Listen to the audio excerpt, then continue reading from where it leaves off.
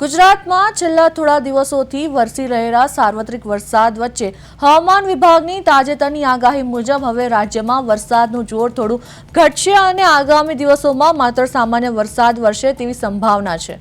ખાસ કરીને અમદાવાદ અને તેની આસપાસના વિસ્તારોમાં આગામી સમયમાં વાદળછાયું વાતાવરણ જોવા મળશે।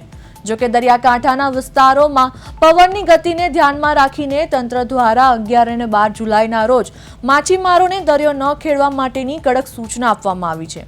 વરસાદના આંકડાકીય વિશ્લેષણ પર નજર કરીએ તો ચાલુ સિઝનમાં અત્યાર સુધીમાં રાજ્યમાં સરેરાશ 162.5 મીમી વરસાદ નોંધાયો છે, જે સામાન્ય કરતાં 13% ઓછો છે। હવામાન વિભાગના રેકોર્ડ અનુસાર આ સમયગાળા દરમિયાન ગુજરાતમાં સરેરાશ 187.2 મીમી વરસાદ થવો જોઈતો હતો। જો કે આગામી અઠવાડિયામાં સામાન્યથી મધ્યમ વરસાદથી આવવાની પૂરી શક્યતા વ્યક્ત કરવામાં આવી છે। તંત્ર દ્વારા દરિયાકાંઠાના તમામ બંદરો પર સાવચેતીના પગલાં લેવામાં આવી રહ્યા છે।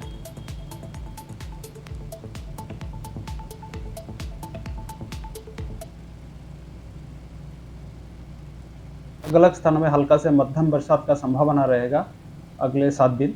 इसमें मेनली आज और कल पूरा गुजरात में संभावना रहेगा। उसके आगे 12 से लेकर 16 तक दक्षिण गुजरात की जो ज़िला है और सौराष्ट्र की जो दक्षिणी भाग की जो ज़िला है, इसमें अलग अलग स्थानों में हल्का से मध्यम बरसात का संभावना रहेगा।